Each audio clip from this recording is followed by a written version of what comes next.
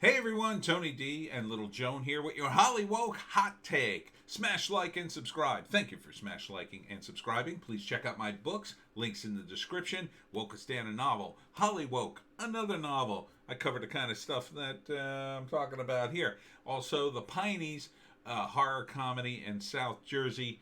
All the books are at Amazon.com. Trade paperback, ebook, and Kindle Unlimited is free if you got Kindle Unlimited. Also, please join me at BitChute and Rumble. I'm demonetized and I'll probably be kicked off of YouTube at some point. So please just get yourself an account and like bookmark me, and so when I get kicked off, you can still find me. Now, Lady Gaga's dog walker shot. French bulldog stolen in L.A. Police say Lady Gaga's dog walker was shot and two of the singer's French bulldogs were stolen in Hollywood during an armed robbery. God, it's horrible. Lady Gaga's dog walker was shot and two of the singer's French bulldogs were stolen in Hollywood during an armed robbery, police said. The singer is offering $500,000 reward. The dog walker was shot once Wednesday night and is expected to survive his injuries, according to L.A. Police Captain Jonathan Tibbett, commanding officer of the department's Elite Robbery Homicide Division. The man was walking three of Lady Gaga's dogs at the time, but one escaped. That dog has been recovered safely. That sucks. I feel for you. Doggy's got stolen, Joan. I won't want that to happen to you. But I hope, Lady Gaga also throws a few $100,000 at that dog walker. I mean, Jesus. Seems like a lot of money to offer for the dogs, and kind of seem to be glossing over the dog walker. But I'm going to assume Lady Gaga threw some money the dog walker's way as well. But you got to be careful. I mean, L.A., it's a bad place. It's a bad place. It's kind of weird, though. The dog walker tried to fight them off and was shot by one of the men wielding a semi-automatic handgun during the struggle. It's not yet known if both men were armed. She's in an upscale neighborhood known as the Sunset Square Historic District. That's a shame. That is a shame. Jeez. I hope she recovers her dogs, and I really do hope these guys are caught. I mean, it's one thing to rob a human being and just take their money. It's quite another to steal their dog. It's just wrong on many levels. Barack Obama tells Bruce Springsteen that he once broke a high school classmate's nose by punching him in the face after he called him a racial slur during locker room bust-up. Oh, he was called the racial slur. Okay. It's weird the way that was worded. Okay. I mean, it's weird that Bruce Springsteen is Springsteen, interviewing him or vice versa. Obama 59 opened up publicly for the first time about the incident in the second episode of his new Spotify podcast with singer Bruce Springsteen. Oh, it's Obama's show. So he has a Spotify podcast. Yeah, I kind of always thought Obama would go right to TV, maybe take Jimmy Kimmel's spot. But I guess he's sort of getting his sea legs with a podcast. And Bruce Springsteen, who, by the way, seemed to have slid pretty easily on that DUI charge. I think he was fined $500 and cut loose. I mean, you kind of knew he was, but it seems pretty low. It seems pretty low for doing that. And now it feels like Springsteen, I guess, is on his, I better do some damage control tour. But here's the weird part about this. Springsteen praised Obama for striking his adversary, telling him, "Well done." Okay. What? Look, I guess that, and then the boss said he witnessed similar incidents with his friend, the late saxophonist Clarence Clemens, during their 4-decade friendship. Okay, I guess. I mean, uh, so you're saying Clarence Clemens,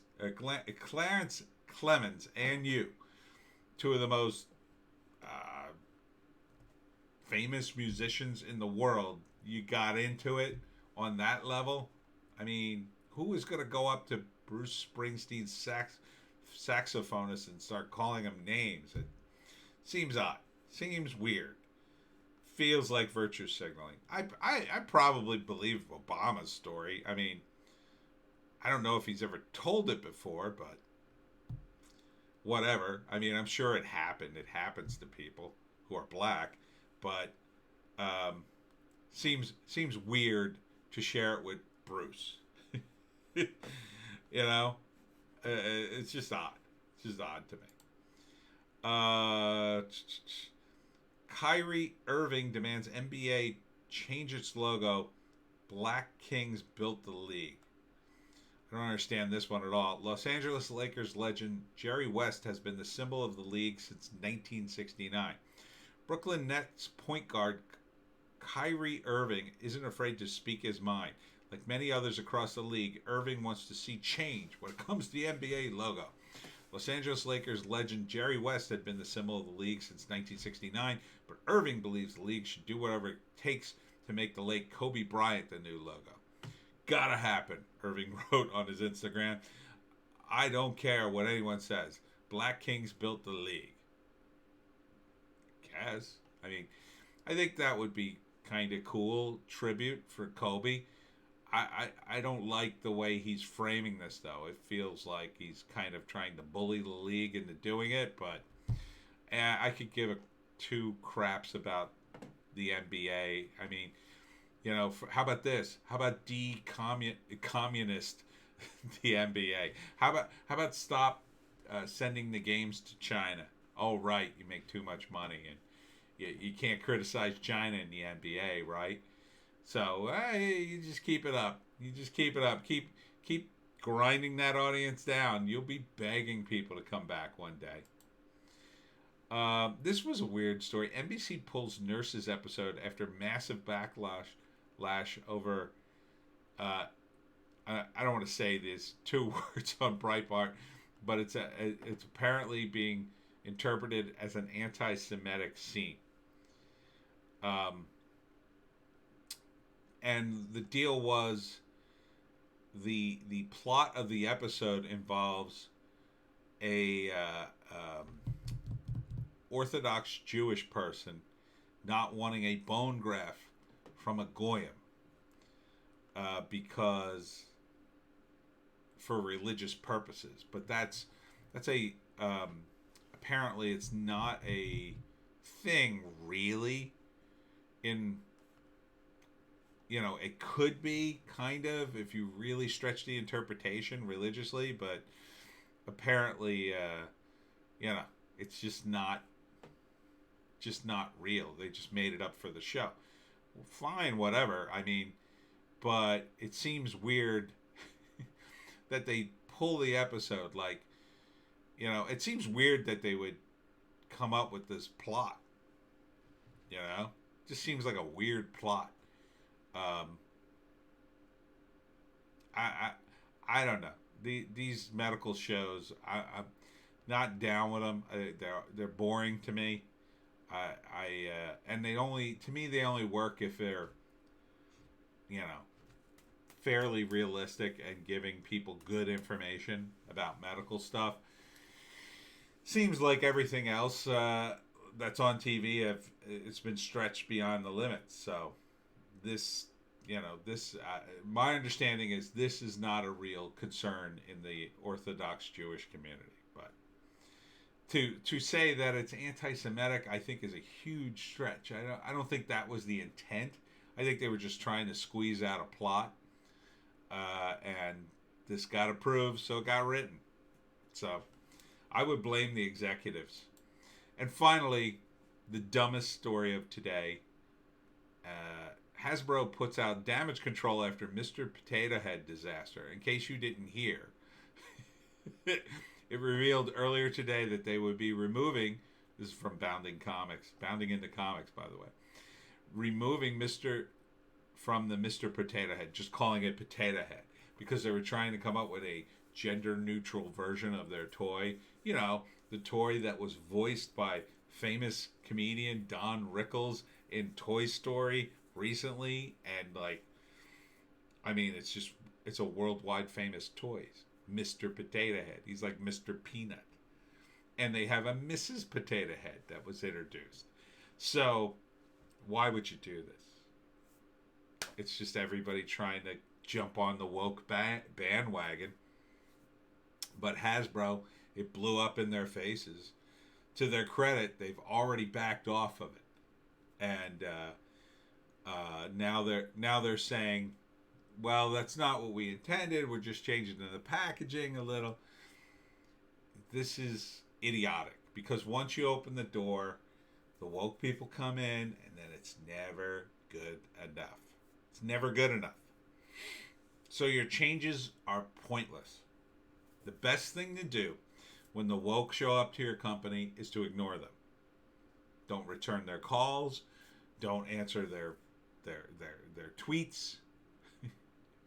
Just ignore them, and they go away. They soon find somebody else to taunt or insult. That's how you respond to these people. And if you do respond to them, whatever you do, don't do what they say, and don't apologize for anything, ever. If you apologize, that is a sign of weakness, and they just keep going in. These are not normal people. The woke tards are not normal. They're dysfunctional. They're narcissistic. They make everything about them. And once they get in, they won't stop. They won't stop until they have everything and you're completely destroyed. And only in that moment do they move on, because then there's nothing to complain about and nothing left to destroy. You couldn't give them enough money. If Hasbro immediately tried to give the people who complained about this each $1 million, it wouldn't be enough. It doesn't matter. So, and I think, again, this is all driven from Twitter, and that we're at the point now where most of the people on Twitter probably suffer at least from one or two mental diseases. Seriously, I think that the vast majority of people on Twitter are mentally ill. That's part of the reason they stay there. And the site, I shouldn't say it exacerbates it, but the things that drive people and certain mental illnesses, I think, drive Twitter. I think they're very similar. And, it's not healthy. It's not healthy to stay on Twitter and read the tweets. I do it, but after a while, I just turn it off, because it's so bad. It's so bad on there. They're just woke idiots all day long, virtue signaling. I'm only on it to promote my books, which I've sold a few, but at the same time, I regret the time I spend on Twitter. But if you're a company and you're thinking about listening to idiots on Twitter, just ignore them, because they quickly run out of gas and go away. The moment you give them any attention, you're adding fuel to the fire, and they won't stop. And once they smell blood in the water, man, they're coming at you. So if you want to lose a bunch of money, I mean, as they say, get woke, go broke. But I haven't seen, like in the short term, yeah, people are making money. I mean, right now, the stock on Facebook is just up and up and up, but has nowhere to go but down, in my view. Not financial advice. Has nowhere, in my view, it has nowhere to go but down. How else? I'm not an economist. I'm not giving you financial advice. I'm just talking about the stocks. Do what you want. I am not a stock guy. I could be totally wrong about this stuff. And quite frankly, I was. I didn't think Facebook stock would ever go up, but it has, even though it don't make anything. Who knows? Maybe it'll keep going up. But don't take any financial advice from me, ever. And do yourself a favor and just get off of Twitter.